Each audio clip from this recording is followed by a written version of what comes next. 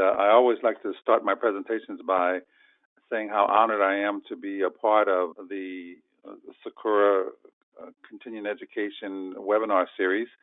And also, I'm honored to be able to present to the group of professionals that are in the listening audience right now. And finally, I'd like to commend each and every one of you who has taken an opportunity to continue your growth and development in the field, because it's very important to understand that the field of medicine continues to move and evolve and change. And for us to continue to be healthcare professionals, we must commit to also evolving and changing with that, particularly in areas of management, which is what we're going to be discussing today. And this is typically a really advanced management subject that we're going to be talking about. But I think it's very important for the interdepartment or the sectional supervisors and managers within the lab, because oftentimes going to be talking about silo conditionings. Oftentimes these silos, which I will define, are changed or removed or blown up in your environment, and you have nothing to do with it or about it, and don't have a choice, but you're dealing with the aftermath. And we're going to talk about how extremely traumatic that can be if these things aren't done correctly. So today we're going to be discussing silo conditioning, the hindrance to global organization management. So we'll be discussing that from the standpoint of how silos can work counterproductively to the organization and the organizational goals and their vision. Now, I chose this first slide of these silos together, and you look at the dark, luminous skies, and that's because the silos are huge and they're very ominous, and it can be very good for some things, but it can also be very detrimental to the organization. So next first slide is the objectives that we're going to discuss. If I can get my operations to move. So the objectives. First, we're going to talk about learning the literal definition of silos and how it applies to an organizational management. We're going to understand the positives and the negatives associated with silos. Oftentimes we think of specialists and areas that we have in the section of the lab, and we're really proficient in this area. And those are very good positives, but also there are a number of negatives that we have to be cognizant of and be ready to identify and manage when they start to work counterproductively to your lab or the organization. The next objective is understand the concept of the paradox of knowledge and independence, and how it leads to a silo mentality among employees. And this is a paradox of you come to a job and you have certain things and you become programmed with that job and so forth, which is good. And then how that can turn against you and a silo becomes formed. The next objective is we're going to learn how to identify silos or the potential of silo formation. And supervisors and managers should be able to go out and just assess their laboratory. Just look around and you'll be able to see, we have 2 or 3 silos here, we have this one, or we have one that's forming, and what are the potential negatives that could come out of that if I continue to let that form that way and don't manage it. Next, learn how silos must be systematically broken down, not just blown up, as unfortunately happens in some organizations where you get the edict from above that says we're going to merge these 2 departments, or we're going to cancel out this one department or something like that. And the supervisor or manager is left with implementing those things, and that can be very challenging. The next objective is understand that it is a supervisory and management imperative to address and continually manage silos.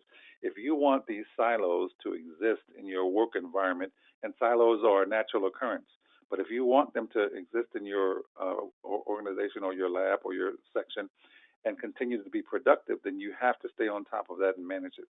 There are so many different individual things that need to be looked at and managed and monitored, because they won't be efficient for long. I mean, you'll have someone that's able to, very competent, be able to do these duties, but there are other areas that risk is very high, that if that person isn't there or if communication isn't passed on, then that silo can work counterproductively against you. So now we're going to move on to the next slide, which is defining silos. And you can see this picture on the left of these silos, and they're multicolored, and they're very tall. But also, I want you to notice how old and decrepit that they look.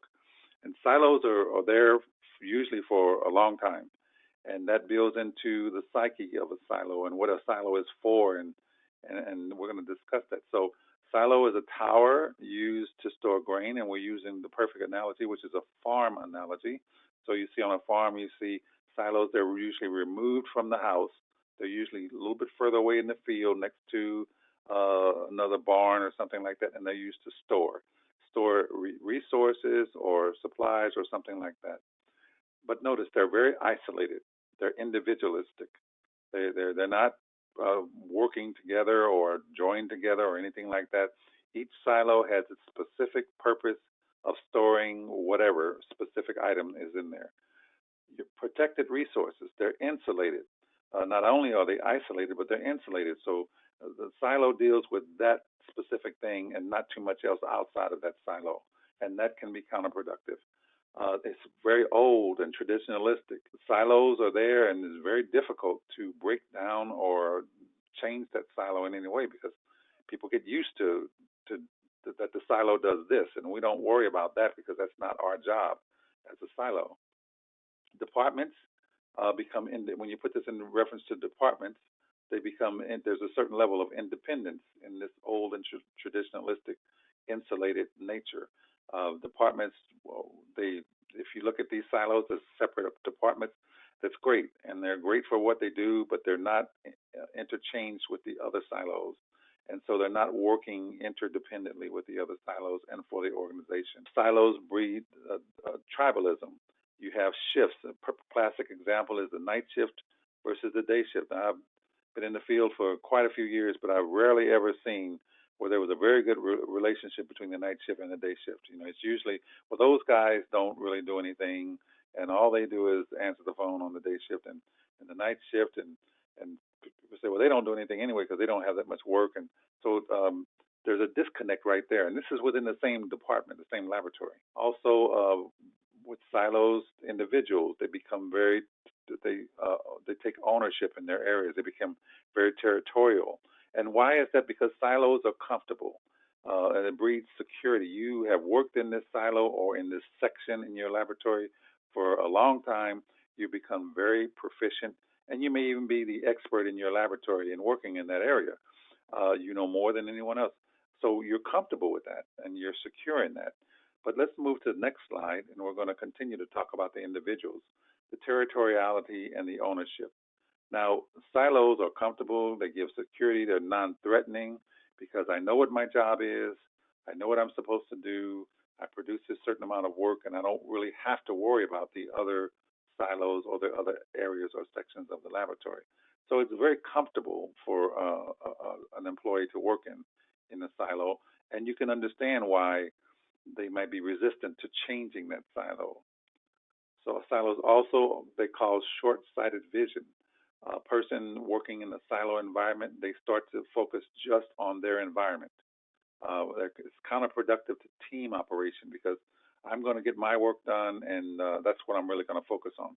Well, how does this fit in with the lab flow, with all of the cases and so forth that you have to do in a day, going out in a reasonable amount of time? You may be only doing one portion of a case that has to be done for it to be completely turned out. And if you just focus on doing that, then you miss the global picture of everyone is involved in that case going out at a certain time. And to do that, you have to all work together. It compromises lab flow and it increases the risk. Say that silo is, for whatever reason, short staffed one day, or that section is short staffed, or the key person is out one day. Well, risk goes up.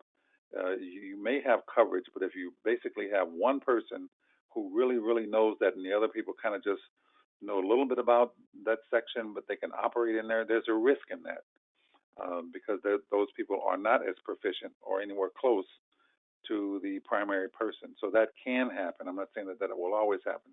But these are things about what silos produce on a negative point.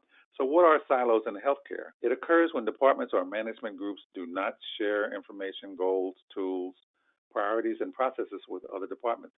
The silo mentality is believed to impact operations, reduce employee morale, and may contribute to overall failure of a company or its products and culture because they're not working together. Also, healthcare silos prevent information exchange because everybody's isolated.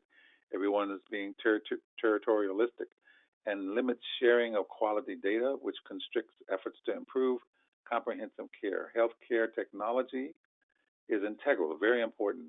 Communications, emails, whatever kind of technology you're using to improve collaboration and is critical in breaking down the barriers of silo-based systems. So you'll really need to use your technology in the area of silos, and communication, which we're going to talk about later, is one of the key things. We're going to talk about some positives and negatives of silos. And so, positive impact, I'm just going to read this. When knowledge and expertise are concentrated within a department or a section, the creation of subject matter experts, that's the lead person or the primary person on that specific aspect of business, is the result. And that's a good thing. It says developing expertise is almost never a bad thing. And you want your experts in a certain area. Immunohistochemistry is a perfect example. You want someone who not only just knows how to run a machine, but that also understands the mechanism of staining in the immunohistochemistry process. So if something breaks down, they kind of know, well, it didn't get this step some kind of way, or this was left off. So you want people that understand that. But when it isolates individuals so that they're the only one person in there that knows that, or sections or departments into one aspect of the lab organization, it comes at the expense of cross-functional operation, i.e. cross-training, and the big picture goals such as optimal and timely patient care become more difficult to achieve.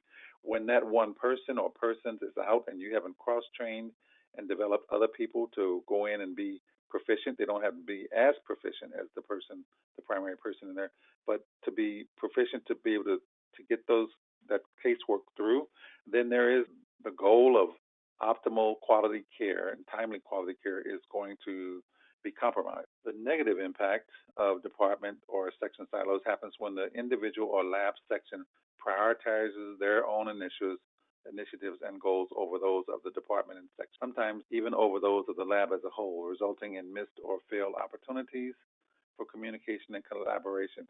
A person says, well, for example, I have to get this work out. Well, the case can't move on until you finish. But you may take an attitude, well, look, I'm getting my work done and don't bother me. So I'll get these done when I get these done. Well, that's one way of thinking about it, but you're not considering the entire process. And so we have to work together in that. So the last statement in here says organizational dysfunction too often follows. The global mission and goal is lost, and patient care is compromised.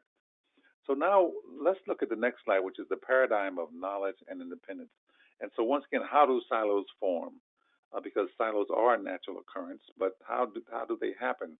So I start here by saying you come to a job, whatever it is, your programmer, your accountant, but based on this job that you're coming into, there's a certain level of ignorance. Because that doesn't mean that you're not intelligent. This means that you don't understand how they do things here, the forms that they use, the format, and so you have to learn that. And so you start to learn that, and then you develop a certain level of independence.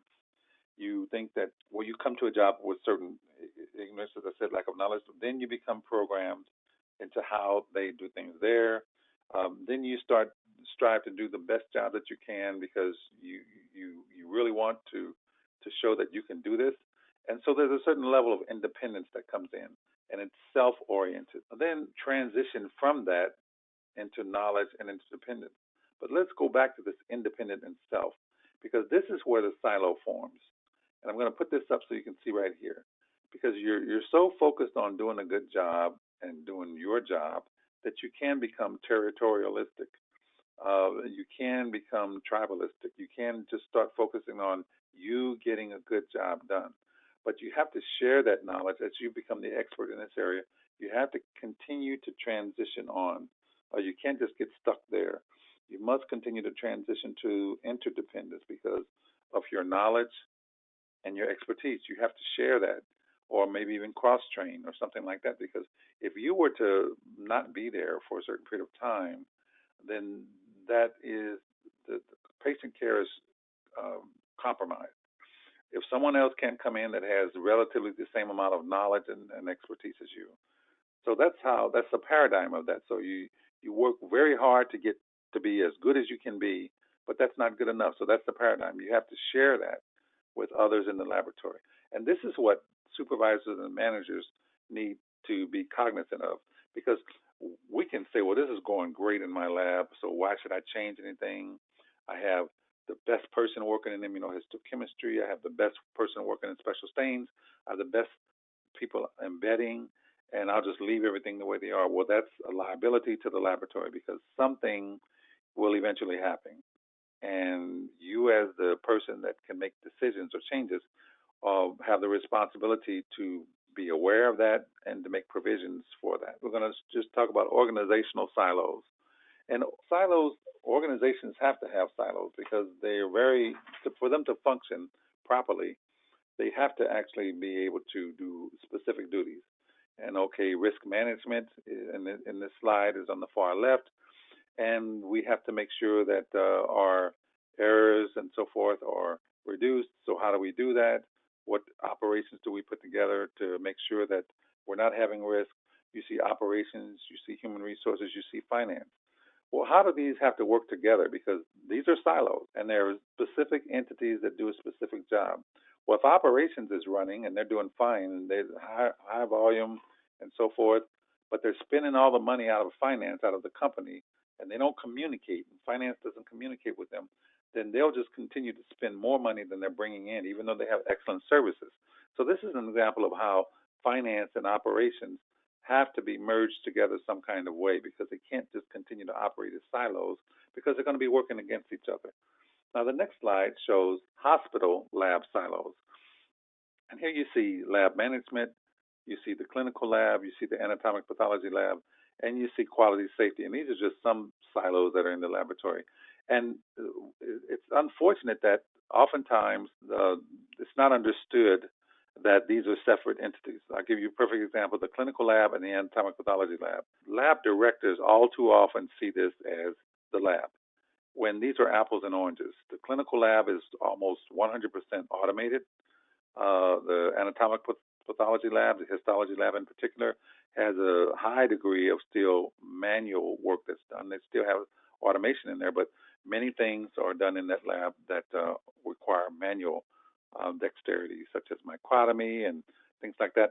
Now, it's difficult to let someone from the clinical lab understand why sectioning blocks.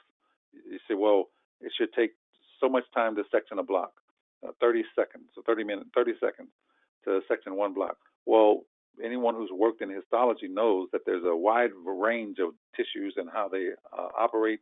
Some have calcification, some have different things like that.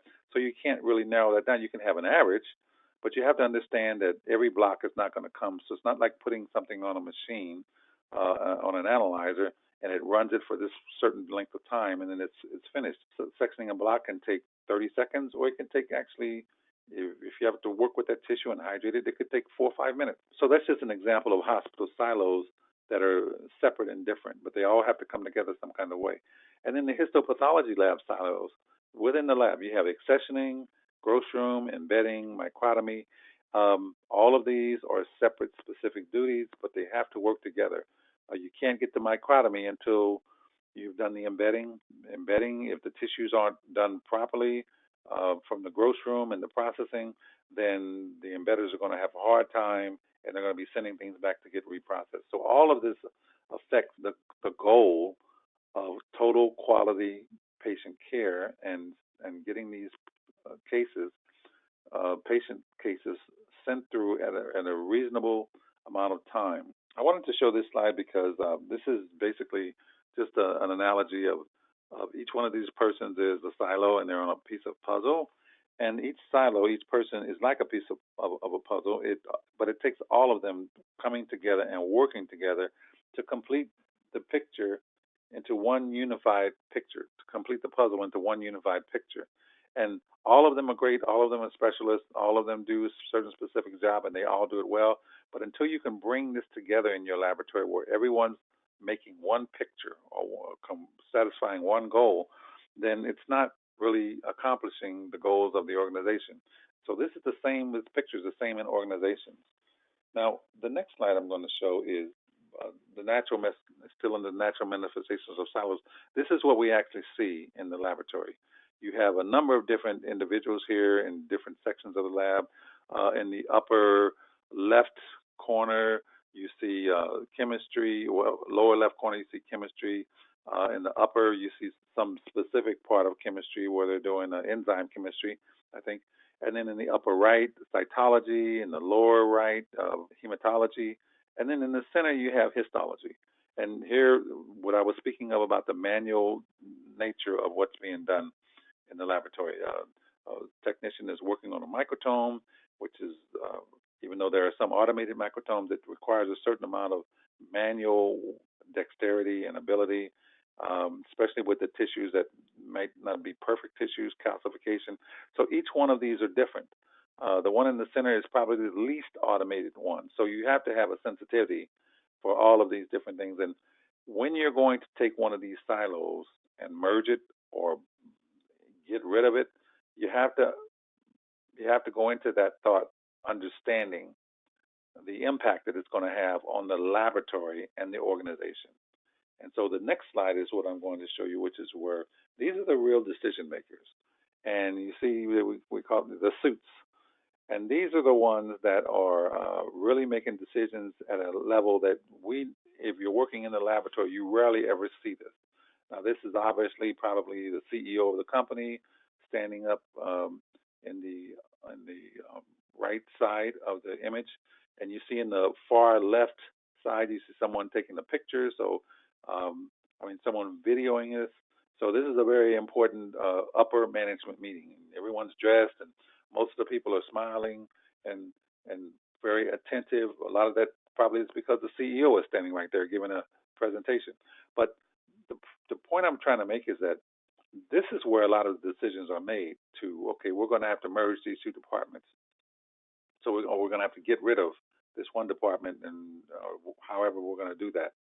Those decisions are made, but usually this level is very disconnected with the level that has to implement this. And that's why I said this session is very good for supervisors and managers also, because you might be dealing with the aftermath of this group that I'm showing right here, but you still have to implement this. But what you have to be concerned about is the care and the quality and the impact on your staff, because they will go through a lot of psychological trauma and change, and that will affect patient care. They're full of anxiety instead of focusing on the work. And so that is definitely a concern of any supervisor or manager because it deals with quality. It will affect quality. So we want to try the ideal situation. You want to have people at this level kind of involved in not only saying we have to make a change, but how this change is going to be made and realistically how it's going to be implemented or how long it's going to take. So now the next slide I'm showing is how are silos formed. Well, just the whole mentality about silo conditioning. Silo is generally seen as a top-down issue arising from competition between senior managers. This is the upper levels. The protective attitude towards information begins with management and is passed down to the individuals. So the individuals under that manager also start to hoard or be very territorial about information. They're not sharing with other departments, and it's this silo conditioning that happens, and it's this information that they hold on to. So that's one way how silos are formed.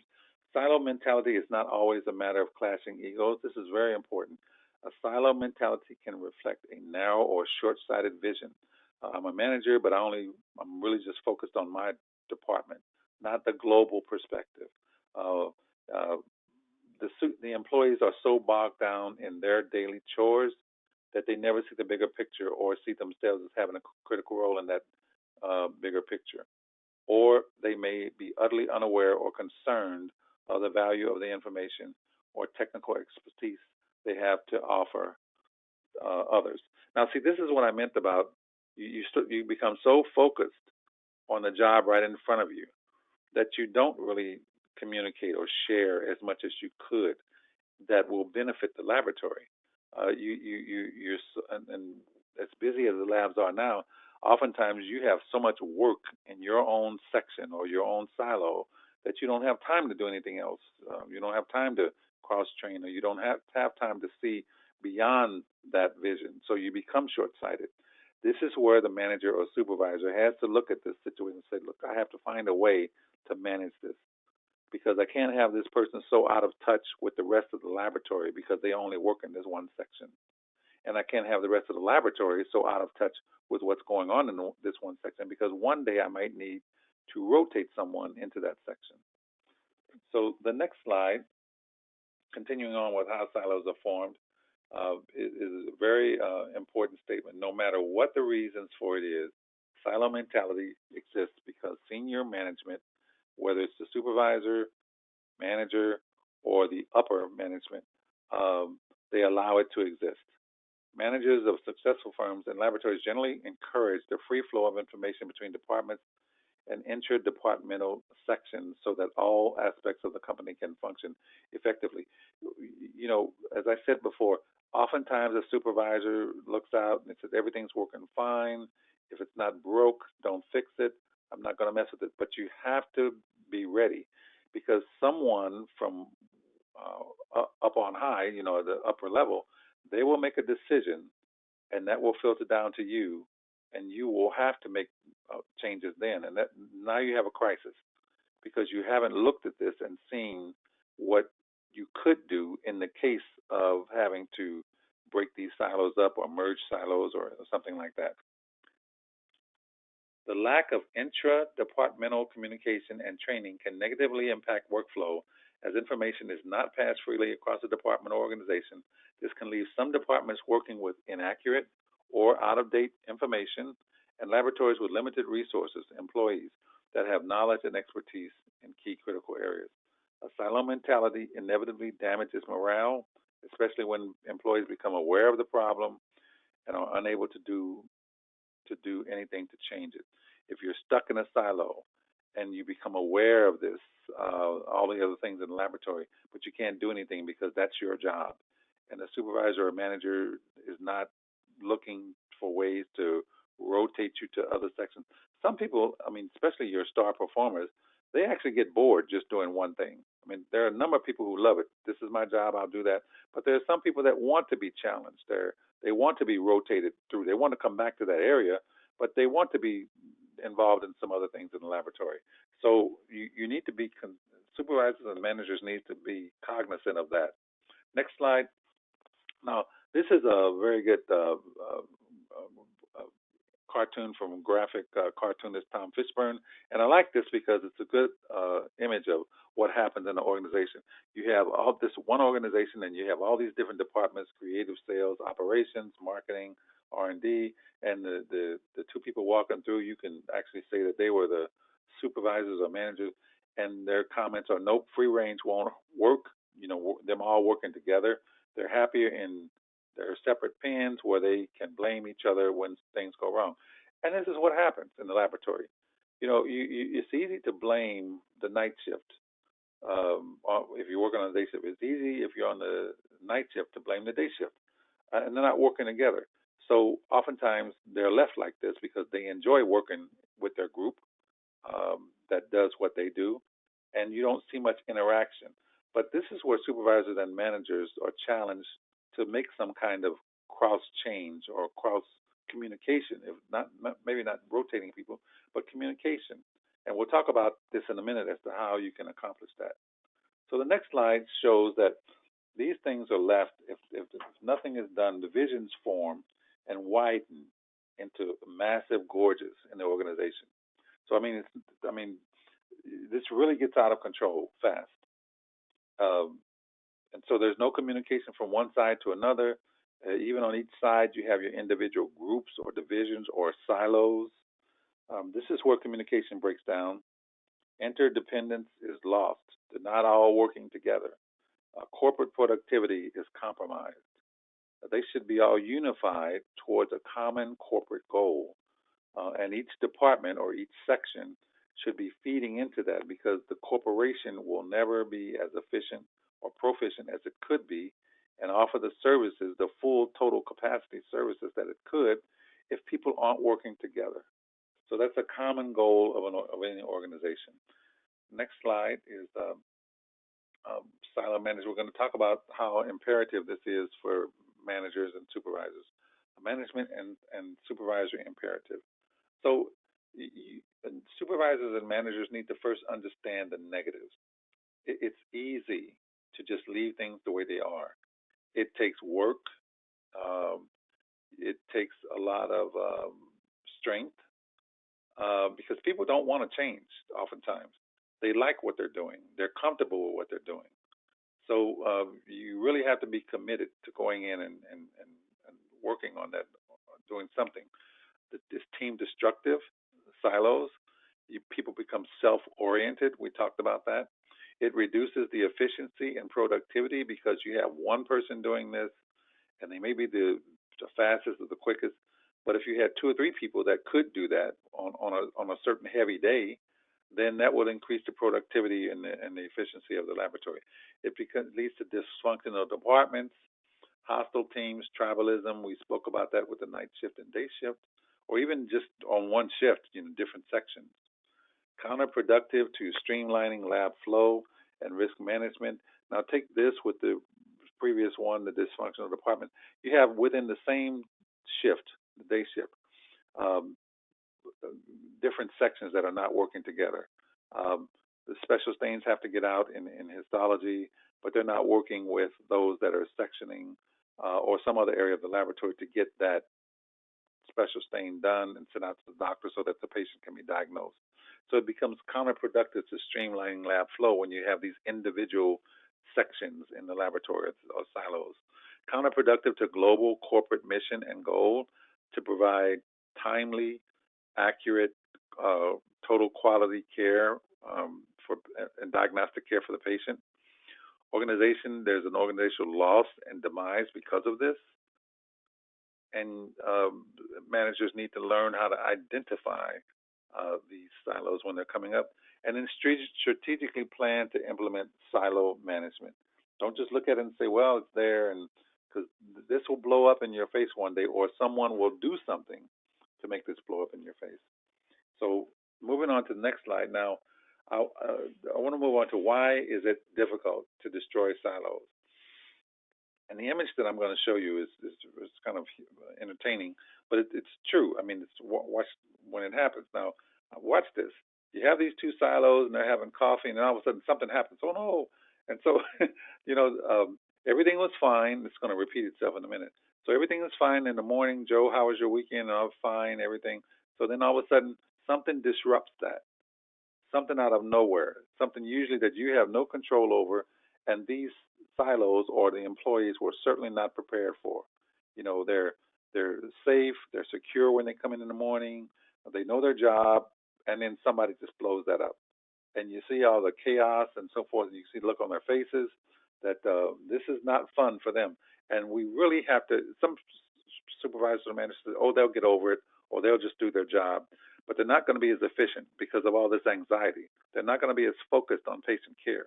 They'll still get their job done, and I'm not going to say that they're going to make mistakes, but the risk of them making mistakes will increase exponentially. So next slide is still why is it difficult to destroy silos? Well, people are conditioned to a norm. They're used to doing this job because then they've learned it, they've mastered it, they're comfortable. They know every day this is what I come in and do, or they know the routine, and they become conditioned to that. This is the silo conditioning. And then when you change that, it's very traumatic. It breeds confusion and disorientation. Well, what's going on? I mean, I'm not comfortable with this. I don't understand this, and it's different.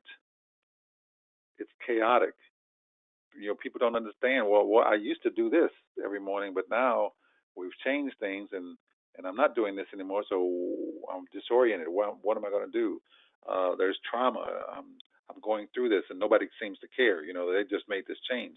It's very chaotic. So that's very difficult for employees to digest and manage through. It requires constant redirection. Say if you decide that you're going to make a change or you're going to tear down a silo or do something, they don't. Usually, it doesn't go the way you plan. Most times, it doesn't go the way you plan. So you have to be ready to redirect that so that you can address some of the fallout, some of the anxiety before it really gets out of control. It requires restructuring. We need to stay on top of how we're doing this destruction or how we're doing this silo breakdown. It requires constant monitoring. You have to constantly assess this and see if you need to make changes to it. And it requires constant leadership, support, and possible reassessment. In times of change, I've done a lot of training on change, teaching that in times of crisis, when there's a major change, the number one person that needs to be there, the most important person, is the leader, because you have to help people navigate through this change. There's so much anxiety, there's so much trauma, the psychology of all this, and it's the leader that has to calm everyone down and say, we're going to be all right, and let's maybe change directions or possibly reassess how this is going and make some adjustments to this. So that's very important that the supervisor or manager is on site, visible, and accessible during times of change like silo destruction or silo reconfiguration. Next slide shows this silo that is actually being torn down. And the first thing I want you to see before I bring in the text is this thing is really moving. It was designed to come straight down when they thought that they were going to do the silo teardown, but all of a sudden it's got a mind of its own and it starts traveling. Well, it never silos when you're breaking down or destroying a silo or merging, it never goes as expected.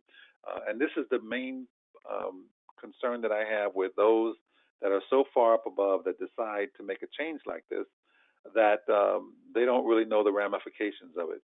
They just decide for whatever reason, oftentimes financial, that we need to make this change. Well, how you make the change is just as important as the need to make the change, because you can cause more financial problems to the company, more anxiety, people leave, people exit, and they're not focused on patient care. So it never goes as expected. There is always collateral damage, fallout, something else happening. The silo was just supposed to come down, but now it fell into another building or something like that. Um, Physical breakdown is quick. This is very key. Physical breakdown is quick, but mental breakdown is long term because of the conditioning. It doesn't take long to tear down a silo or shift someone to another area or merge sections, but that mental anxiety will last for a long time. And once again, people are not focused on quality care with inpatient care. Cleanup is extensive and time consuming. You can't just tear these things down. Now you have a lot of cleanup to do. Leadership must be committed to breaking down to break down management via visibility and support. This is what I mentioned before. You have to be there to help navigate this and manage through this, because the employees will start to react. Now, I saw this image and I heard this saying once. It says you cannot destroy silos because they're there and people resist and they don't want to change. And as I said before, silos are old, they're traditionalistic. You can't destroy them, but you can connect them. And this is the first goal that we have to making silos work for your laboratory or your organization and not be counterproductive to your organization. How do you do that? The first thing is communication. Next slide. How do you manage or confront silos? Well, communication with management and communication with management and other systems or silos, with your team regularly, because they need information. They need to know how this is going. Well, first of all, why we're doing this, um, how we're going to do it, how we're going to reassess it, and so forth. It builds understanding. People typically don't resent or reject um, an idea as much if they understand why. They may not agree with it, but now they understand why it was thought that we would do this and why we need to do this. It builds collaboration when you're communicating because someone can add something to it to make the silo breakdown a lot easier or give you another suggestion as to how to manage that. Um, uh, because you can't see everything when you're deciding to do this. It initiates networking. It gets people talking together, gets departments talking together. Are no longer hoarding information. It builds respect because before I didn't know what was going on. I just know that this other department or this other section is always late. I didn't understand why, but communication will help me understand what their issues or problems are in their area. It forms relationships. Let me just back up. It forms relationships. So communication is very, very important. Now, I want to show you this next slide to talk about the psychology of change when people are going through something, particularly something like a silo. And this I got from Watershed CI, which is just about organizational change and the power of communications. And if you see on this graph here, you see to the left, you see the performance level high being the upper part of that line, and then the time on the bottom going to the right. And so you see with no time, on the far left lower corner, um, something has just happened. And where you see productivity during the performance is up just above mid range, but then there's a shock, and then denial, and people get upset, anxiety, and blame, and then they're angry. And so um, that continues to spiral down. But over time, if you add certain things to it, like the leader who is there, if they continue to give information and support, then usually the people go from that anger to uncertainty. Well, maybe we can do it. Then they start getting into a level of acceptance because you're working with them on this. And then they start moving into planning and action. And as you can see on the right side of that graph, the yellow line is higher now than it was in the beginning. So now they have more information on what's happening, what they're doing, their acceptance is higher, and so forth. Next slide is a slide that I used to use when I was teaching on change, from a session I used to do called the challenge of change. And this slide is called the wavelength of change. And if you look, very similar to the last slide, the performance level is high and low on the left, and the brown line is basically productivity or performance. And you see it's very high in the beginning, and then resistance and anxiety is the red line on the left, on the lower left. And as you see, when something happens, some major change happens, um, people don't really know at first. They're uninformed. But as they start to see this and they still don't understand what it means, the anxiety increases, and resistance starts to rise. That's the red line. You see it, and then that will affect productivity, which is the brown line, and it will start to go down. And then you see, but as you start to increase knowledge and information and support to the staff members or to the people, that reverses right in the middle, and you see they're not as resistant to it. That line starts to come back down, the red line, and then the brown line starts to go back up to productivity because people are accepting this and they're focused on it. Now, anytime you have an implemented change, they're going to go through this. Now, you might not have so much high peaks and valleys on this wavelength, but they will go through this. That's why whenever there's a change, particularly something like a silo change or destruction or merge, you need to expect this. But if you manage it, you won't have such high and low peaks. It'll be a shorter wavelength going back and forth. So I like to use that as an example. Now, the next slide, still talking about managing and confronting silos, is leadership. The leader has to be committed to the goal of what we're trying to do with this silo change or whatever. They have to be committed to their team, respect their feelings and the anxiety. Don't just have the attitude, well, they're just going to have to get used to it. No, I mean, because their productivity is going to be affected. And sometimes their error ratio is going to be affected because they're so full of anxiety. So you have to actually deal with that. And whereas you see this person on the top here, I don't know if you can see my cursor, and they're standing on top of this arrow and everybody's carrying it, this person has to actually have a relationship with each one of those persons in there so that he can tell if there's one person down here is really having a difficulty with it, then you need to find some way to interact with that person and ease those fears. Be a change agent, stay involved in the change, not just riding high and everybody's leading, you need to sometimes get back of that arrow and help push or lift and carry that arrow. Form relationships with team and the individuals on the team. I just mentioned that. Stay focused on the goal. Monitor and constantly reassess, because you will have to make changes in directions. Praise and coach and celebrate victories, even small victories, even just we made it through today or this week. And then regular communications, daily or weekly, with your staff, with your team. And I would say, in the midst of the change, at least weekly. Sometimes morning huddles are very good with this. Well, how did it go yesterday, or how's it going so far this morning? So you can get immediate assessment and changes if you need to make some. Next slide. I put this slide in to show, this is Edwin Freeman, to show different levels of communication. And on the upper left, you see linear causation. If your staff or laboratory was A, and they're speaking, this is just a staff member, and they're speaking to the supervisor or the manager, which is B, but the manager doesn't really understand that much about that area. I mean, they're the manager, but however, but they may not understand. For example, in a histology lab, you have the histology staff and the supervisor. That would be A, but then you have B, and the manager doesn't really understand that much about histology, troubleshooting, or anything like that. So he or she develops an opinion that they're not doing their job if things aren't going well, even though they're trying to say we need these resources. You look to C, and that is where the manager is talking to the um, the director, C, and they transfer that information. And then C is talking to D, which is someone at a higher level. And what comes out of that is no one is interacting with A except B.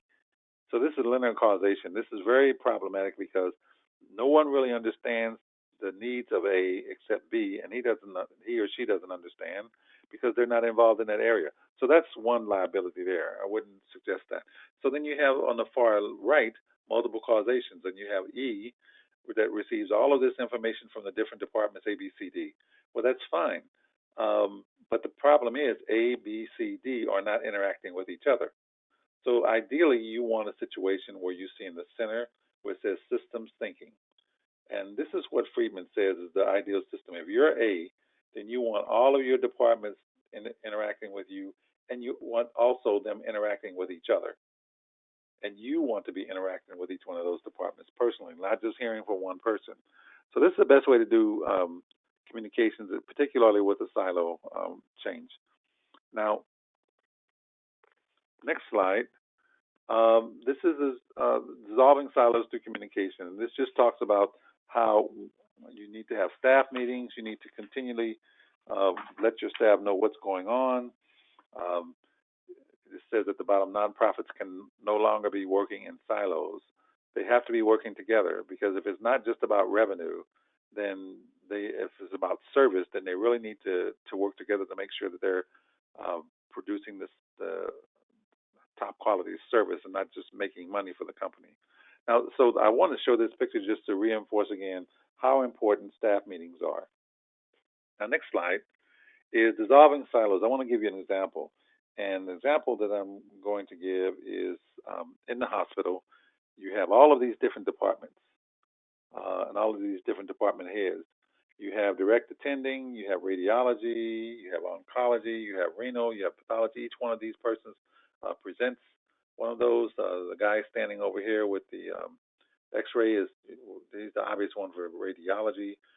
But all of these people, and they all have different specific needs or goals, and so they're all individual silos. Now, I remember when I started working in research, but I went to the hospital, and I remember that they used to have this thing called tumor board. And so all of the doctors would meet, and they would present an interesting case, and they would show all the different levels of what first went through accessioning, it went through grossing, went through pathology, it went through radiology, cytology, and they would all show all of this information.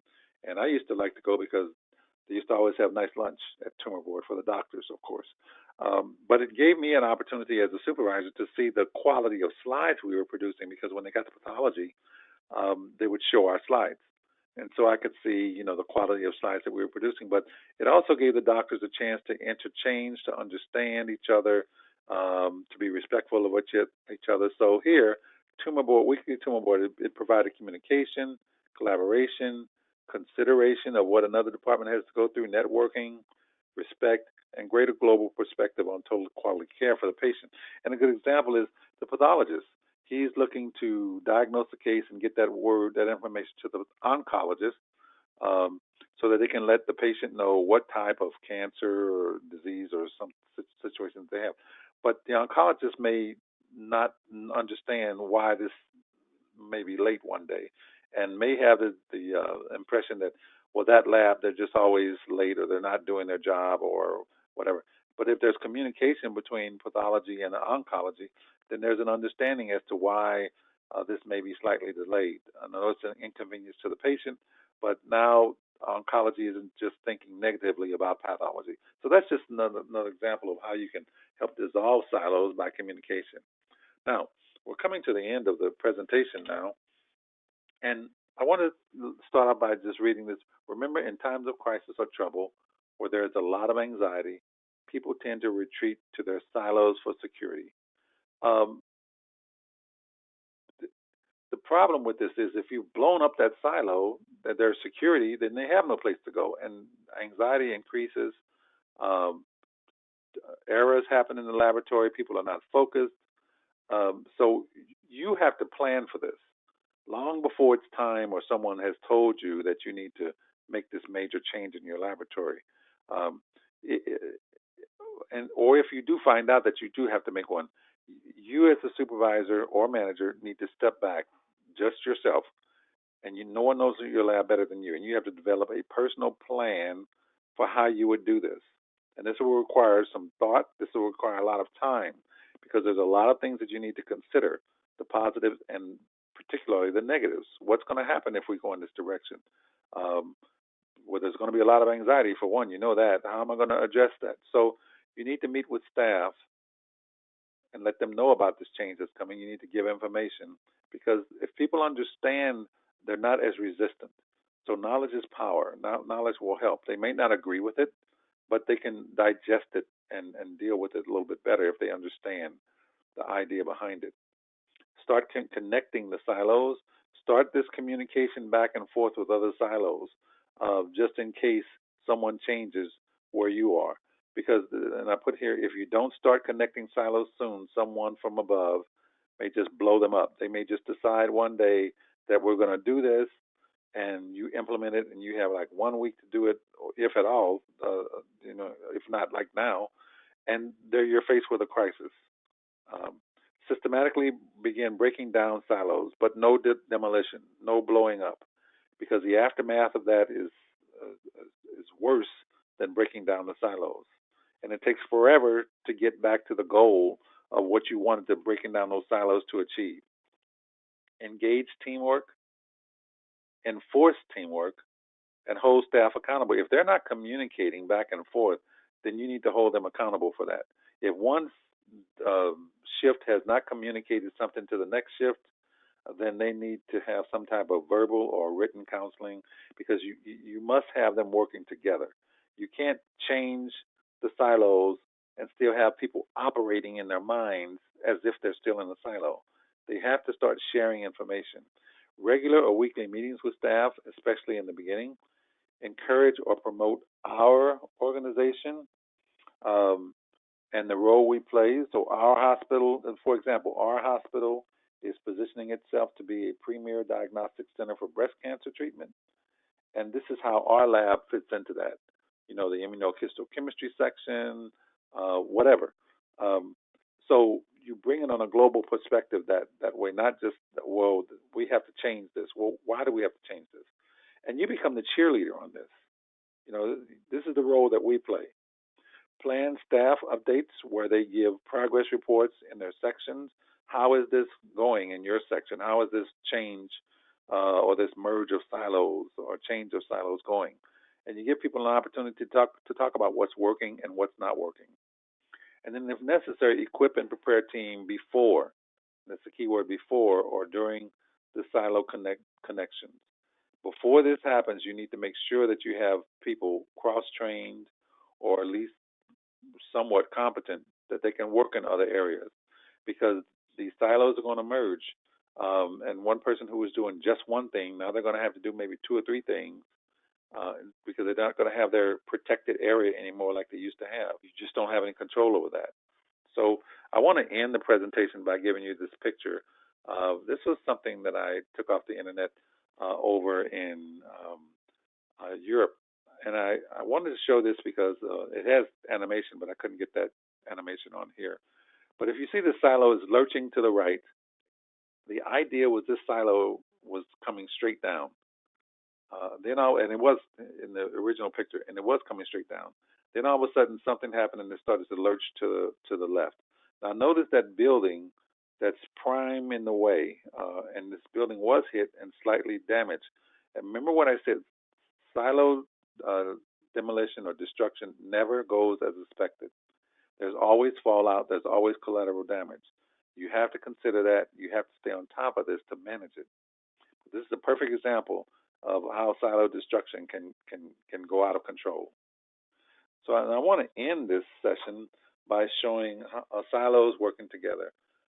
I had the privilege of, for a period of time, of being the pathology core manager at the Robert H. Lurie Cancer Center at Northwestern University in Chicago, and this is myself and my team, and that's me standing in the center. And this was the best team that I think that I've ever had in management. And these were all different silos. You had people in this picture from molecular biology, histopathology, and immunohistochemistry. And when I got there, they were all separate entities, but they all worked together to get the research out. This is a research institution, so one researcher might have what typically had something that went through all three of those departments. So they had to come together to get these things done in a timely manner. But it all started with the assistant director, and this is the lady sitting right here in the center.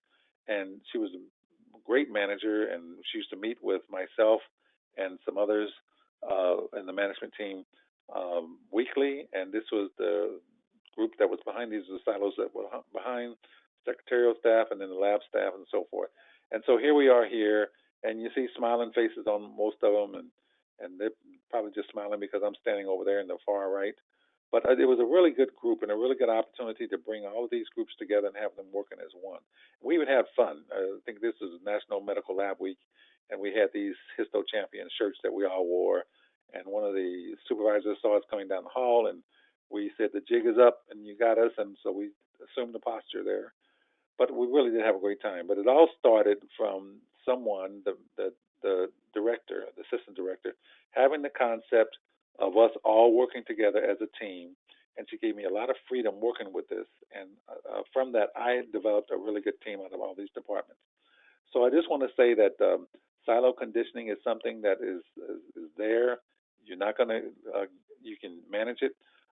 Silo mentality is all part of every job, and silos are a natural occurrence. But you can manage them. You should manage them. You should not leave them alone. You have to stay on top of it because it will get out of control before you know it. Something will happen that you have no control over, and then you have a real mess. So the references that I used are here in this slide that I'm going to show.